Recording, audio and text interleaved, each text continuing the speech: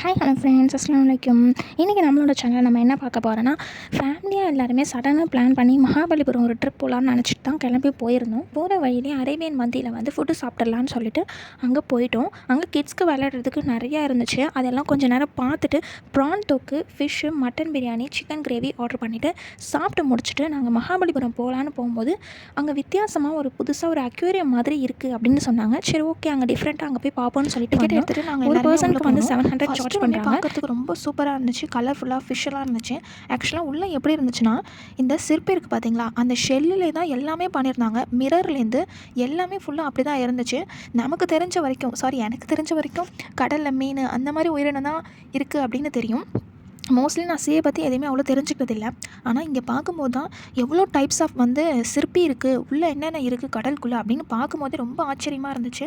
Must போய் visit பண்ணி பாருங்கள். நீங்கள் மகாபலிபுரம் போனீங்கன்னா ரொம்ப யூஸ்ஃபுல்லாகவும் இருக்கும். என்னென்ன இருக்குதுன்னு பார்க்கும்போது நான் ஒன்றுத்துமே டிஃப்ரெண்ட்டாக தான் பார்த்தேன்.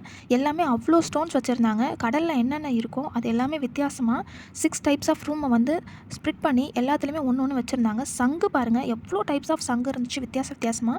அப்புறம் ஃபிஷ் அக்வேரியம்லாம் இருந்துச்சு. ஃபிஷ்ஷெல்லாம் பார்க்கறதுக்கே சூப்பராக இருந்துச்சு. இந்த ஃபிஷ் எல்லாத்தையுமே நாங்கள் மஸ்ட் விசிட் பண்ணுங்கள். கண்டிப்பாக நீங்கள் போனீங்கன்னா ஃபிஷ்ஷுலேருந்து அந்த சிற்பிலேருந்து கடலுக்குள்ளே இருக்க எல்லா உயிரினங்கள்லேருந்து அந்த காலத்துலேருந்து எப்படி வந்து மீன் பிடிச்சாங்க அப்படின்ற இன்ஸ்ட்ருமெண்ட் முதற்கொண்டு அங்கே வச்சுருந்தாங்க. அந்த இடமே பார்க்குறதுக்கே ரொம்ப டிஃப்ரெண்ட்டாக இருந்துச்சு. வந்து சிற்பிக்குள்ளே என்னென்ன முத்து இருக்குது அப்படின்னு அது உள்ள என்ட்ரன்ஸே வந்து ரொம்ப யூனிக்காக எப்படி கொடுத்துருக்காங்கன்னு பாருங்கள். சிற்பிக்குள்ளே முத்து இருக்க மாதிரி வச்சு அந்த பக்கமாக கேட் வச்சுருந்தாங்க. அந்த சைடு தான் உள்ளே என்ட்ரி ஆனோம்.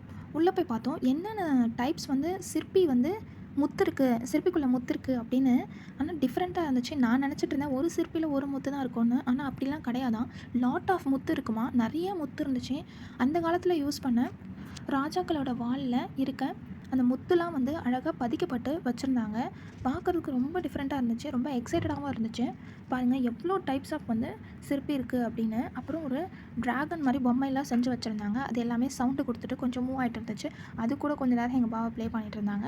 அதெல்லாம் பார்த்து முடிச்சுட்டு ஃபைனலாக என்ன இருந்துச்சுன்னா 3D ஷேப் ட்ராயிங் வந்து வச்சுருந்தாங்க. எல்லாமே வந்து உண்மையாக ரியலிஸ்டிக்காக இருந்துச்சு.